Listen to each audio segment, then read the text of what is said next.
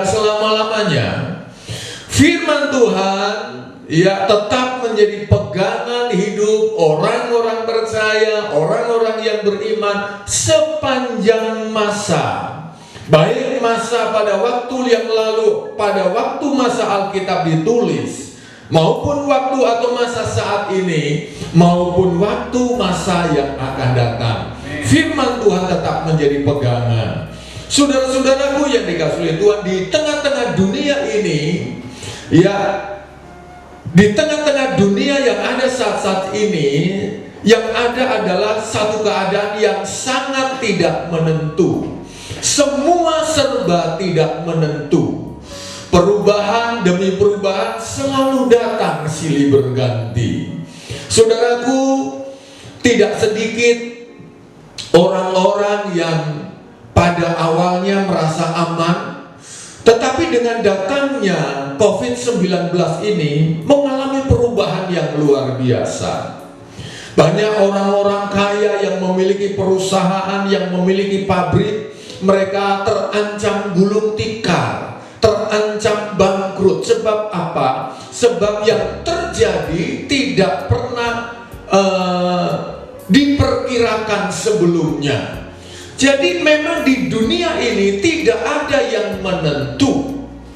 Ya, saudara, semua serba tidak menentu. Terlalu mudah terjadi perubahan.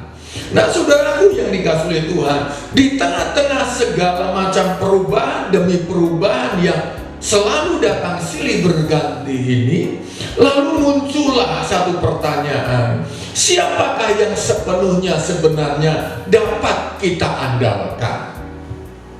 Saudara, sebenarnya siapakah yang sepenuhnya bisa kita pegang dan bisa kita percayai?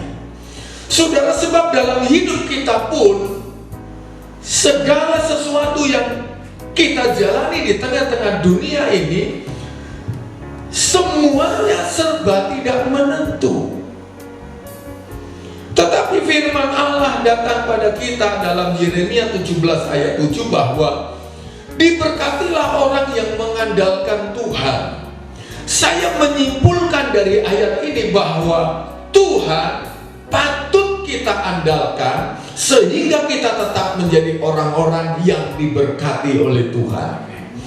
Sidang jemaat Tuhan yang dikasihi oleh Tuhan, hanya Tuhan sajalah yang patut kita andalkan, yang patut kita pegang, dan patut dipercaya sepenuhnya. Tidak sedikit karyawan-karyawan yang bekerja di sebuah perusahaan, mereka harus mengalami PHK sepihak, dirumahkan dan lain sebagainya. Mungkin hal itu tidak pernah terpikirkan sebelumnya. Mungkin selama ini mereka pikirkan aman, posisinya aman, keadaannya. Tetapi siapa yang sangka yang terjadi demikian? Jadi saudaraku yang dikasihi oleh Tuhan, tidak ada yang bisa kita andalkan di dunia ini. Hanya Tuhan saja yang patut kita andalkan. Diberkatilah orang yang mengandalkan Tuhan, yang menaruh harapannya kepada Tuhan. Saudara-saudaraku yang dikasihi oleh Tuhan, ya, jangan mengandalkan diri kita sendiri. Ini poin penting. Di tengah-tengah mungkin banyaknya kemampuan, kelebihan yang ada pada diri kita, tetapi jangan sampai kita mengandalkan diri kita sendiri.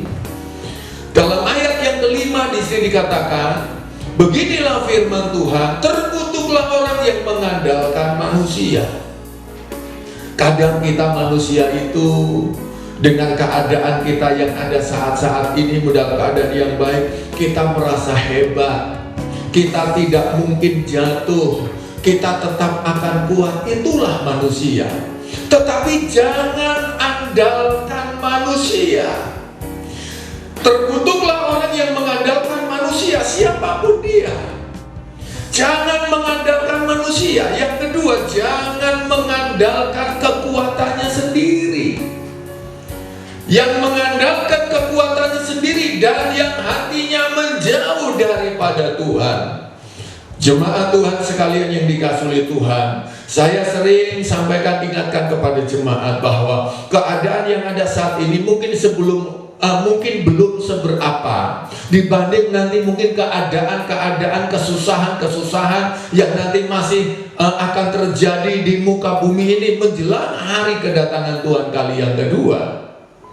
Jadi siapa yang patut kita pegang dan andalkan? Hanya Tuhan. Jangan mengandalkan siapapun di sekelilingmu. Jangan andalkan bosmu. Jangan andalkan orang tuamu. Jangan andalkan atasanmu. Jangan andalkan siapapun. Jangan juga andalkan kekuatan saudara sendiri. Kita merasa orang hebat, tapi jangan andalkan kekuatanmu sendiri. Lalu yang ketiga, jangan juga sampai hati kita menjauh dari Tuhan. Sidang jemaat Tuhan yang dikasihi oleh Tuhan, di dalam Yesaya pasal 31 bisa dikatakan, Yesaya pasal yang ke-31, saya akan baca Yesaya 31 ayat 1. Celakalah orang-orang yang pergi ke Mesir minta pertolongan, yang mengandalkan kuda-kudanya, yang percaya kepada keretanya yang begitu banyak, dan kepada pasukan berkuda yang begitu besar jumlahnya, tetapi tidak memandang kepada Yang Maha Kudus Allah Israel, dan tidak mencari Tuhan. Ayat ini memperjelas kenapa Yeremia katakan bahwa jangan mengandalkan manusia, jangan mengandalkan kekuatannya sendiri, jangan sampai hati kita menjauh dari Tuhan. Mengapa? Sebab saudaraku yang dikasihi Tuhan, celaka orang yang pergi ke Mesir, mengandalkan Mesir, mengharap datang pertolongan dari sana. Saudara-saudaraku, ayat yang ketiga di sini dikatakan, Yesaya 31 ayat 3. Sebab orang Mesir adalah manusia. Tidak ada bedanya rupanya orang-orang yang kelihatan hebat di sekeliling kita dengan diri kita. Ternyata sama. Sebab orang Mesir adalah manusia, bukan Allah. Dan kuda-kuda mereka makhluk yang lemah, bukan roh yang berkuasa. Apabila Tuhan mengacungkan tangannya, tergelincirlah yang membantu dan jatuhlah yang dibantu, dan mereka sekaliannya habis binasa bersama-sama.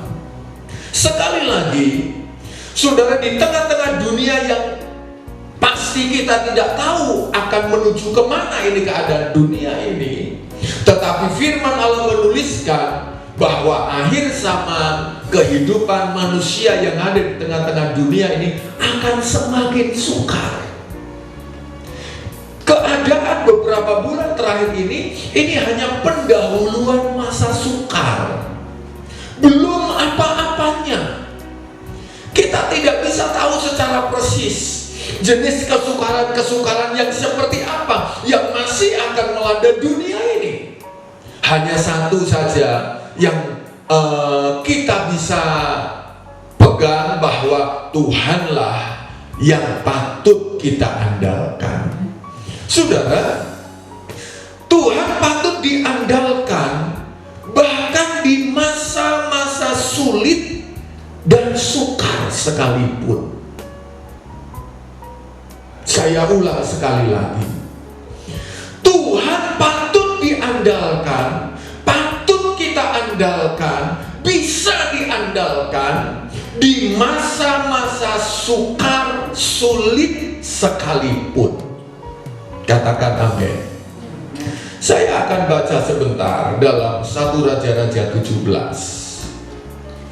1 Raja-Raja 17 ayat 13 sampai ayat 16. Saya baca 1 Raja-Raja 17 ayat 13 atau ayat 12 sampai ayat 16. Perempuan itu menjawab, demi Tuhan Allahmu yang hidup, sesungguhnya tidak ada roti padaku.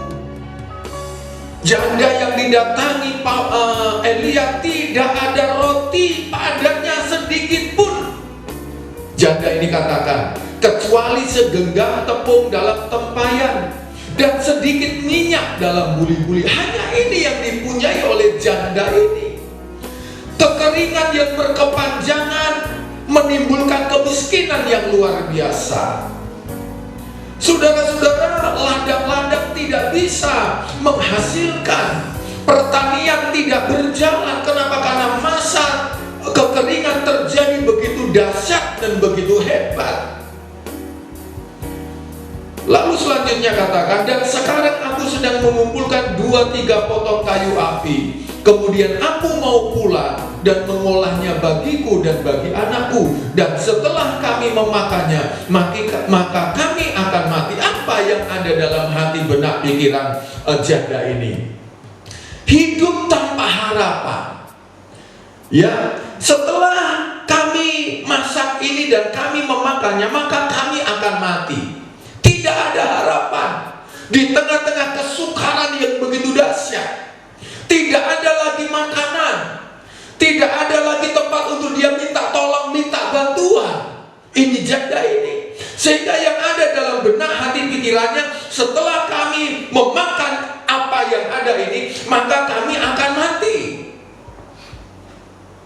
Lalu selanjutnya, tetapi Elia berkata kepadanya, janganlah takut, pulanglah, buatlah seperti yang kau katakan. Tetapi buatlah lebih dahulu bagiku sepotong roti bundar kecil daripadanya, dan bawalah kepadaku. Kemudian barulah kau buat bagimu dan bagi anakmu.